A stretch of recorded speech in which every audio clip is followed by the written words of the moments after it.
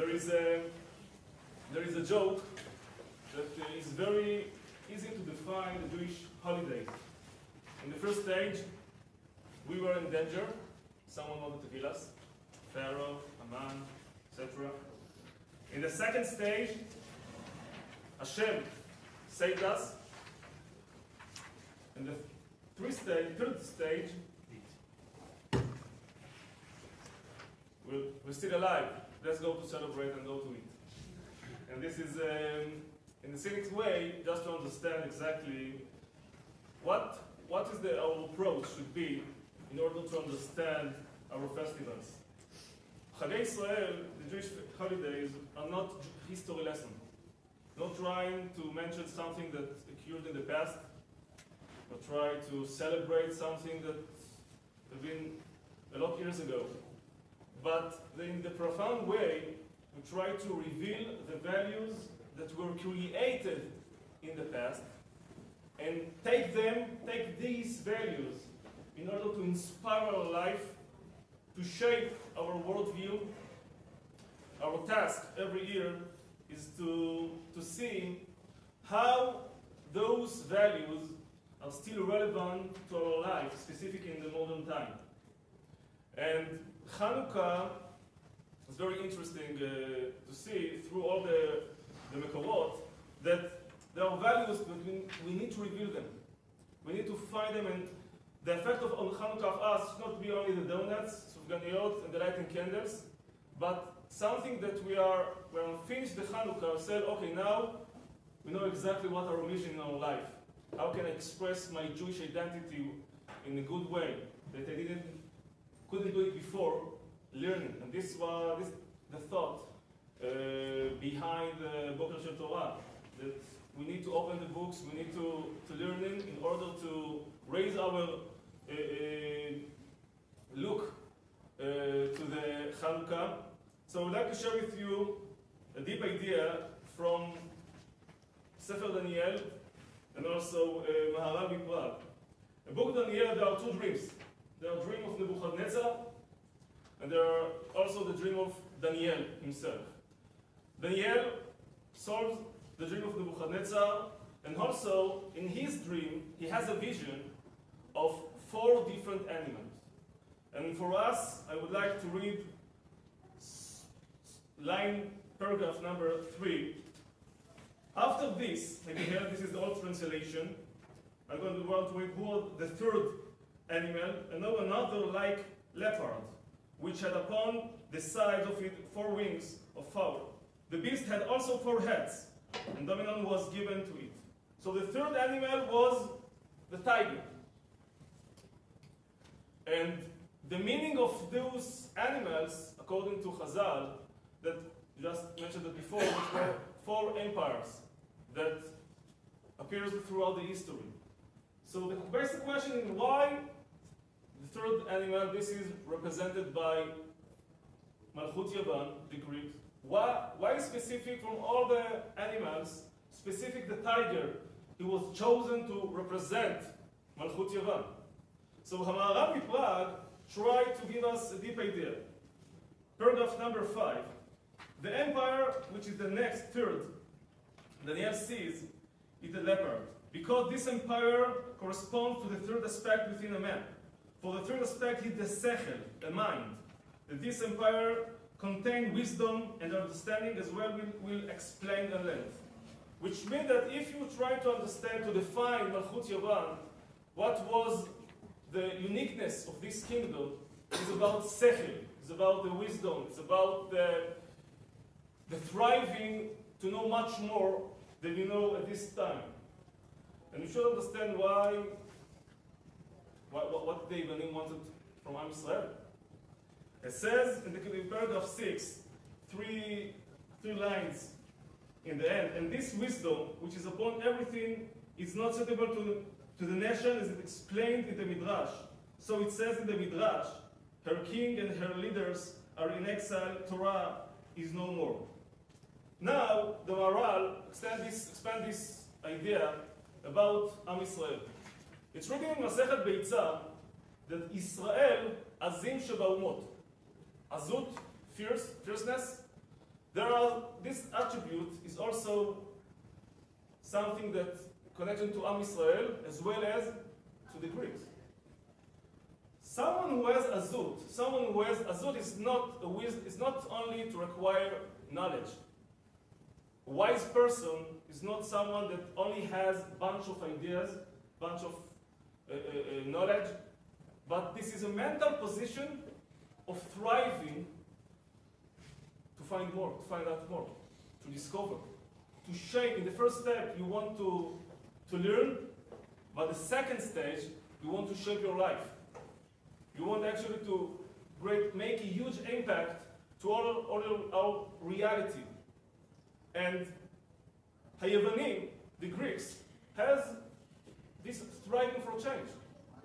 We can see, look at the history, they have great effect on all the aspects of our life. Philosophy, culture, and we can see about all the concept of beauty, sports, etc. But Maharal says, you know what? This is the difference. If you want to focus on what is the clash between Am Israel and Hayavanim, you should say this is the difference between wisdom and Torah. Chokhmah b'goyim ta'amin, so there is a knowledge, there is a wisdom in the other nation, among the nation of the world. But they don't have the Torah, so you should ask yourself, what's the difference between Chokhmah and Torah? What do you think? What is the definition of Chokhmah? And what is the definition of Torah? What do you think? A wise person, wisdom. What does it mean? Chokhmah b'goyim ta'amin. They have the wisdom, but they don't have the Torah. And this is the challenge for us, as a Jew. You try to check yourself, what is the wisdom that they can adopt, that they can take from the nations, and what they should block and say, this is not wisdom. This is they trying to enter to the Kodesh HaKodeshim, to the Torah place. It's forbidden for them to be here. What do you think? How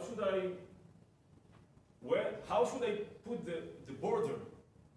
In which place? How can I define Chokhmah and how can I define Torah? Any suggestions? Nefesh affects your soul. Nefesh. For example? As soon as you feel it's affecting your neshama, you're in wrong. You're in deep water. The Rambam say that one of the reasons that we are not eating toref because it's hitting our neshama, not feel it. So how should you know for sure? There is something that you have rules, as long as it's written on the Shulchan Aruch, it's much more easier to see. Okay, it's written, it's forbidden for us to do it, we're not allowed to. But the problem is that there are only 4 volumes of Shulchan Aruch. Well, the 5th is something that most of the life is not written in the Shulchan Aruch.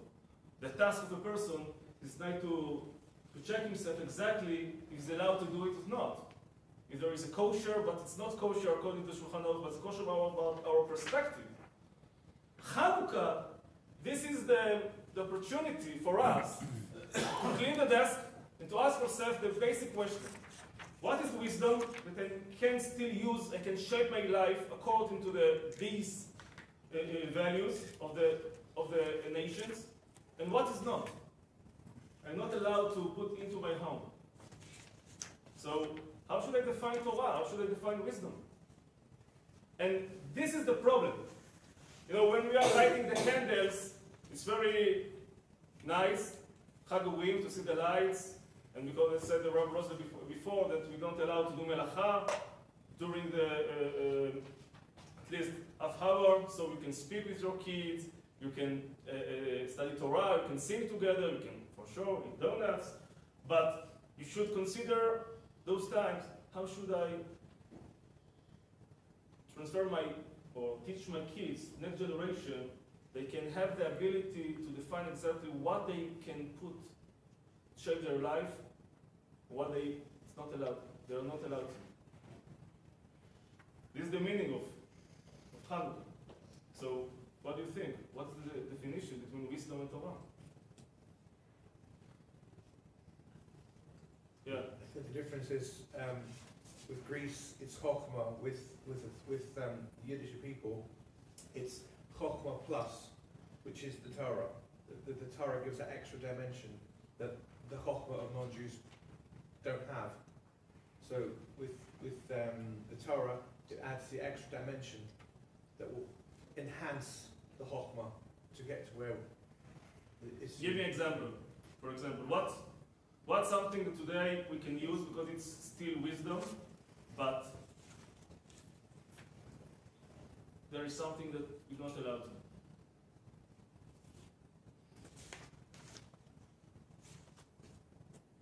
Abortion as a What? abortion, Okay. because you can have a logic that says a child shouldn't be born into the world and their family can't support them. That's I know it's more very human. I'm just saying that that's one extreme, and the other extreme is it's a human life, and you can't just use wisdom to say this could happen. Let's not allow this child to be born. Okay. The problem in the wisdom, with someone who is a wise person, he can always support his claims with rational explanations. It's very, it can convince you. Look, according to the logical, rational thing. This is the way you should do. And suddenly we have our Masorah, we have our tradition, and say, no, we're not allowed to. But how should I, it's a struggle. I need to find how to balance what should I can take from him and what is not allowed to. Torah, for example, I heard one example. Let's say that there is piano. It was broken and someone needs technique needs to fix it. So you can use the wisdom of the other nation in order to fix the piano. But they don't allow to guide you which melody you need to play, the melody of your life. Which means that Torah gives us the values and set exactly who's human being, what kind of foundation there are in this reality. And the wisdom is only the technique, which means that we can take it only in order to build something, but not to express ourselves. Torah, this is Dvar Hashem, the words of Hashem in this world. And when, for example, one of the issues between Am Israel and the Greeks was about if there is a soul, there is tahara, purity. There is someone, relationship between husband and his wife can be holy.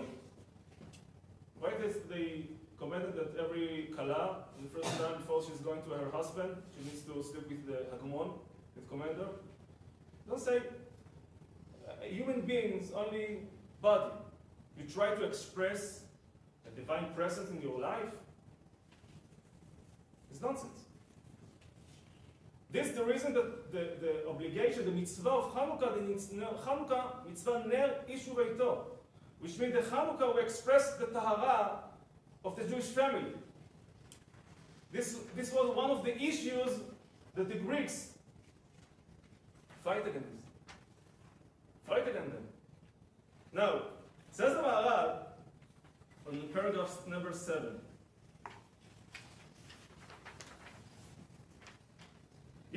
If a man should say to you, there is a wisdom among the nations, believe it. See, it's written, I will make the wise vanish from Edom, understanding from Esav Mount. If a man should say, there is Torah among the nations, do not believe it, as it's written, her king and her leaders and exile. Torah is no more. So, Hanukah is the time when we need to think how and where to put the border. And it's very complicated, because there is something that you want to take from the nations, and you don't know exactly, you don't know how to? No, it's not written in the Shulchan Aruch. And while we're considering this should make great impact on you during the Hanukah. Because try to, as I said before, clean the desk, try, okay, this is why I'm doing, this is the way that I try to educate my kids. And now, I need to think, what is Torah and what is Chokhmah? What should I allow to enter to my house, and what is forbidden for me to do it? And it's complicated, as I said before, they can give you irrational things. And this is the problem. If there is someone who is sinner, say for example, someone who I just mentioned before, about the holy of a marriage, someone that cheats in his wife. Say, well, how about what do you do? You have a wife. Say, you know what? I'm not control myself, and you know this is Yetzer Hara. But you know, I know what is wrong, what is right. I don't control. Okay, you try to build him the ability to control himself. But if someone said, you know what? From the beginning, I'm doing this not because I have tendency, I get, but I express my Tzelem Elokim, I was created by image of God.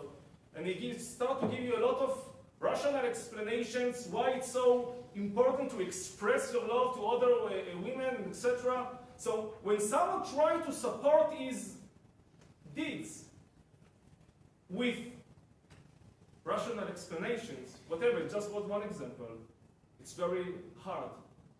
When he has Yetzer Hara, say, okay, this is Tava, he needs to control himself. But suddenly try to support this argument is complicated. And nowadays, there is also one of the modern culture is, for example, in Israel, there is a lot, when I moved here last November, and I know there was a campaign against the Masorti tradition marriage. And they were against this marriage and say, no, nowadays everyone can open his relationships with other, and we need to love without any limits. And they started, to give a lot of rational explanations. And you say, okay, this is a wisdom, but this is not Torah. Torah guides us exactly how to express our soul, how to express our spirituality in our life, how to make us Tzelem Elokim. And says the Maharal, this is the problem with the Greeks, with Am Yisrael. This is about the tiger. Tiger, says the Maharal, paragraph number 8. This is the character attribute which is suitable to those who are ready for wisdom. As Rabbi says, the Jerusalem shamefaced cannot learn. Therefore, also the character attribute of Israel is fierceness, as we say in the end of this. Which means in Masechet Beitzah, this is about the Masechet Beitzah, they say Israel Azin Shebaumot. So Israel had the same attribute in order to thrive for change. Yevanim has the same attribute, thriving for change, thriving for find out more. And two peoples that have the same thing. This is written in Chazal, En gibor mitkane ela begibor shekmoto. Which means that if you're someone that's similar to you, you became jealous of him. Specific because you recognize that he has the ability that just you have. And this the problem with the issue between Am Yisrael and Yavan. And I hope that during the Hanukha, each person can take this issue to his home. In order while you are sitting around the table, around the Hanukkiah, and try to say how can Hanukah can make great impact on us. It's first of all to clear our tables and try to ask ourselves, what is Chokhmah and what is Torah? How should I can? It's Chokhmah v'goim ta'amin, which means not only believe it, you can use it. We are glad to use the results of the Chokhmah of the other nations. But there is something that you should find a way in each family can find, because it's not written in the Shulchan Aruch. It's not specific that you can use or not use. This is the task every year. Hanukah Sameach.